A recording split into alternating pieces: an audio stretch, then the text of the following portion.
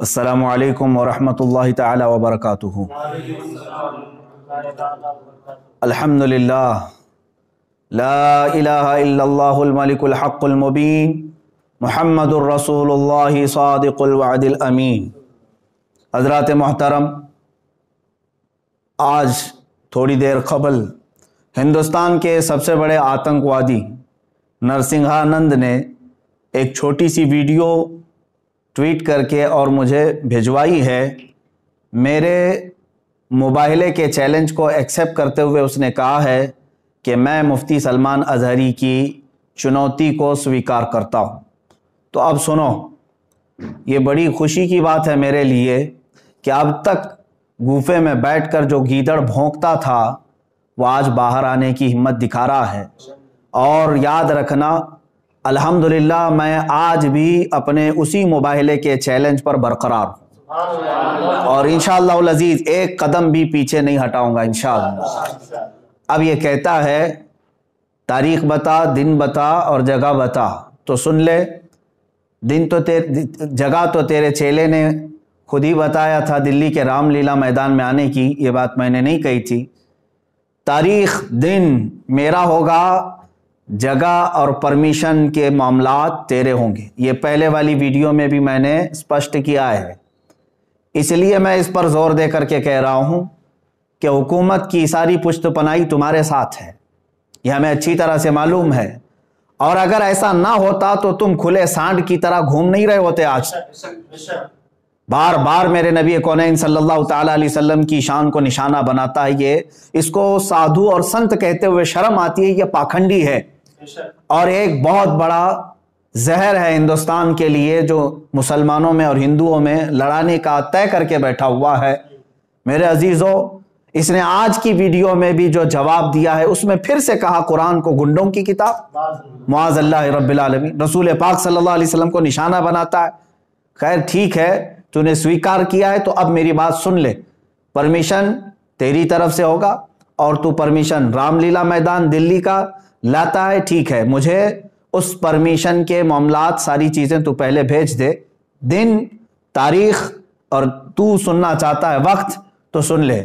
इसके लिए भी और मेरे अजीज मुसलमानों के लिए भी, ऐ मेरे अजीज मुसलमान, तमाम उम्मत मुस्तफ़ा सल्लल्लाहु अलैहि वसल्लम के गयूर मुसलमानों, मैंने तारीख अकाबिरीन से मशवरा करके ये तय किया है, इंशाअल्लाह अज़ीज़ इसी माह रमज़ानुल मुबारक के 17वीं तारीख को यौम बदर, यौमुल फुरक़ान, अंग्रेज़ी तारीख के मुताबिक 30 अप्रैल 2021 को जुमा का दिन आ रहा है। इंशाअल्लाह अज़ीज़ ये फ़कीर क़ादरी हाजिर होगा।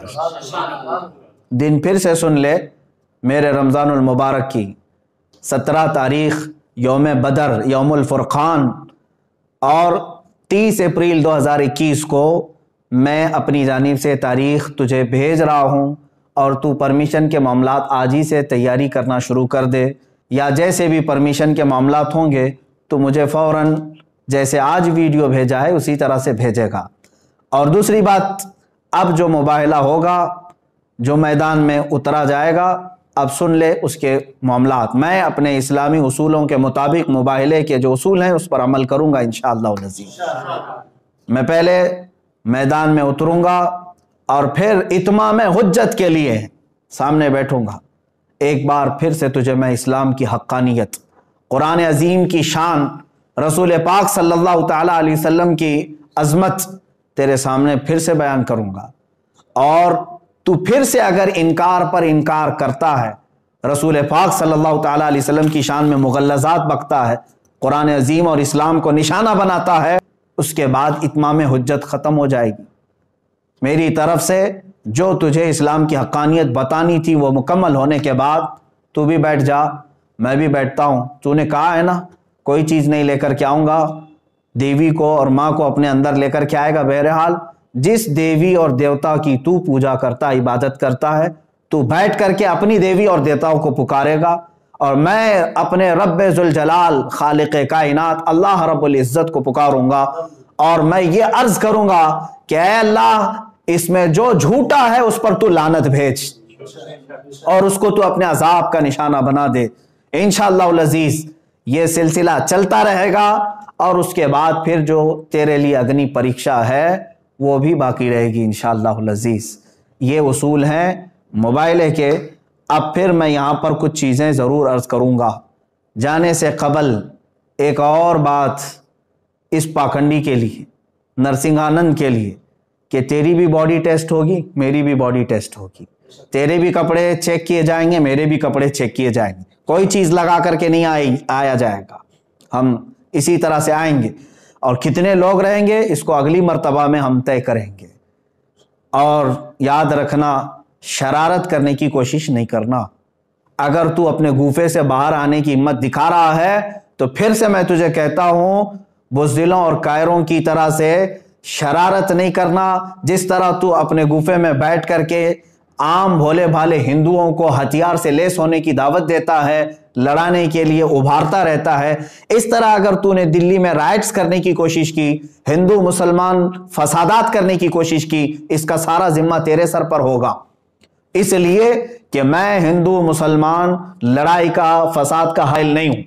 میری لڑائی عام لوگوں سے نہیں ہے، صرف تیرے سے ہے، تجھ پاکھنڈی سے ہے، جو تو اپنے مغلظات کے ذریعے سے اسلام کو اور قرآن کو اور میرے آقا کو نشانہ بناتا ہے۔ سب کو معلوم ہے تو سیاست کے لیے یہ تمام چیزیں استعمال کر رہا ہے، لیکن آج بات آ گئی ہے میرے نبی محترم صلی اللہ تعالیٰ علیہ وسلم کی۔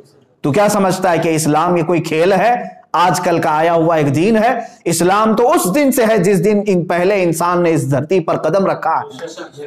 میرے رب ذوالجلال کا ہر گھڑی انشاءاللہ العزیز اعانت کا وعدہ ہے قرآن پاک میں، اور مجھے یقین کامل ہے۔ اور جو باتیں مجھے عرض کرنی ہے، پرمیشن تو لے کر کے ہمیں بھیجے گا، اور تاریخ میں نے طے کر دیا۔ پھر ایک بات، تو جل کر مر گیا تو اس کی ذمہ داری میری نہیں ہوگی، یہ بھی لکھ کر کے پہلے سے دے دینا، کسی ایڈوکیٹ کے ذریعے سے بنا کے، کہ میں اپنی خوشی سے جل کر کے مرنا چاہتا ہوں، اس لیے کہ بعد میں تیرے جل کر مرنے کے بعد نہ یہ ذمہ داری میرے اوپر ہوگی اور نہ ہی کسی مسلمان پر ہوگی، اور انشاءاللہ العزیز مجھے یقین ہے میرے دین پر اور رسول پاک صلی اللہ تعالیٰ علیہ وسلم کی حقانیت پر اور قرآن پر یقین ہے، جو ہوگا میرے رب تعالیٰ کی مدد ضرور آئے گی۔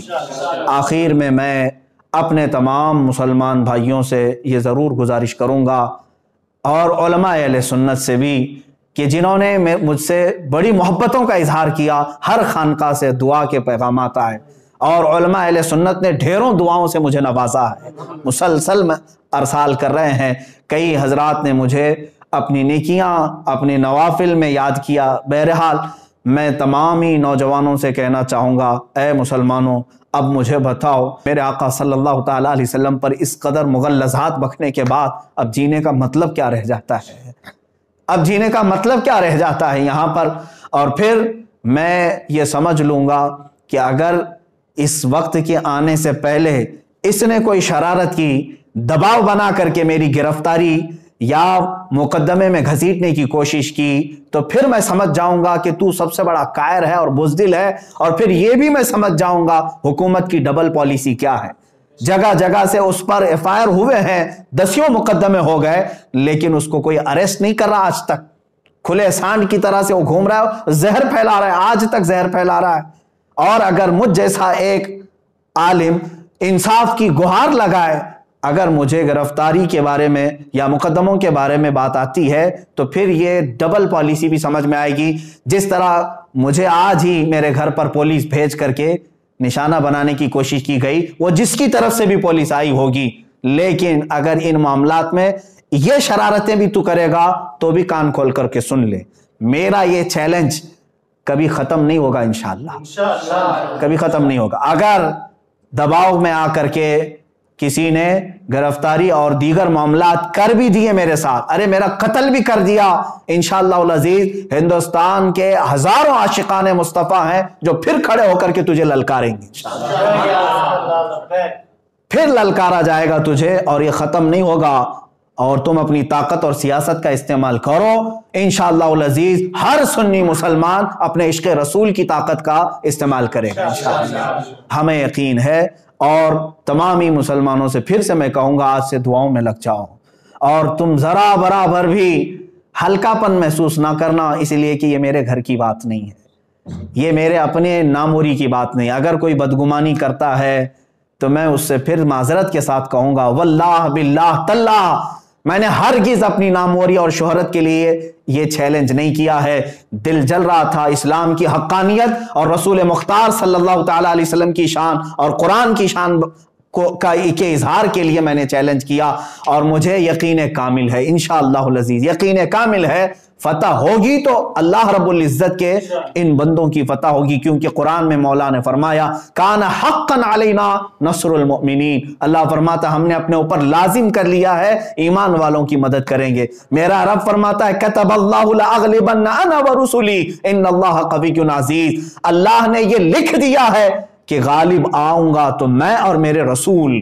اور بے شک اللہ قوت والا اور غالب آنے والا ہے. اور پھر میرے رب تعالیٰ نے یہ بھی فرما دیا ہے هو الذی ارسل رسولہ بالہدی ودین الحق لیظہرہ علی الدین کلہ, وہ اللہ ہے جس نے اپنے رسول کو دین حق کے ساتھ بھیجا ہے, دین حق کے ساتھ بھیجا ہے, کسی آتنک کے ساتھ نہیں, اس لیے کہ وہ تمام ادیان میں غالب آئے.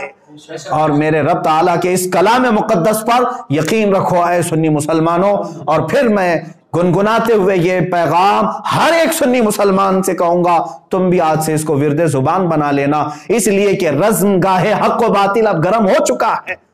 اب حق و باطل کے معرکے کی ان تمام تماشا بین مت بننا, حصہ بننے کی کوشش کرو, حصہ بننے کی کوشش کرو. یا رسول اللہ کروں تیرے نام پہ جہاں فدا, نہ بس ایک جہاں دو جہاں فدا, دو جہاں سے بھی نہیں جی بھرا, کروں کیا کروڑوں جہاں نہیں, ایک جان کیا ہے اگر ہو کروڑوں, تیرے نام پر سب کو وارا کروں میں. یا رسول اللہ ابھی وہ امی فدا کا آقائی و مولائی آپ کی شان میں مغلظات بکھے جا رہے ہیں اور ہمارے کان ابھی تک سننے کے لیے باقی ہیں. ہم معذرت چاہتے ہیں یا رسول اللہ, اے اللہ کے نبی صلی اللہ تعالی علیہ وسلم, ہم گناہگاروں کو ایک بار پھر سے معاف فرمائیں, اور دین حق اللہ رب العزت کے نصرت کے لیے, دین حق کی نصرت کے لیے دعا ضرور فرمائیں. اور تمامی مسلمانوں سے پھر سے کہوں گا دل کو حاضر رکھتے ہوئے میرے مصطفیٰ صلی اللہ علیہ وسلم کی طرف توجہ کرتے ہوئے, کون سا دن میں نے بتایا ہے, یوم الفرقان, یوم بدر, جس دن میرے مولا نے 5000 فرشتے اپنے نبی کی حمایت کے لیے اتارے تھے. آج تم پھر سے رزم گاہ حق و باطل میں چلو اور پھر یوں کہو لبیک یا رسول اللہ, لبیک یا رسول اللہ, لبیک یا رسول اللہ. اور انشاءاللہ العزیز جو علماء اہل سنت و جماعت آنے کے لیے مجھے میسیجز بھیج رہے ہیں, ان سب سے بھی گزارش ہے, تاریخ میں نے اعلان کر دیا, جو حضرات پہنچ سکتے ہیں وہ انشاءاللہ ضرور پہنچیں گے, اور اپنی قوت ایمانی کا ثبوت آج دینے کا وقت ہے, ہم دے کر کے رہیں گے انشاءاللہ. السلام علیکم ورحمۃ اللہ وبرکاتہ.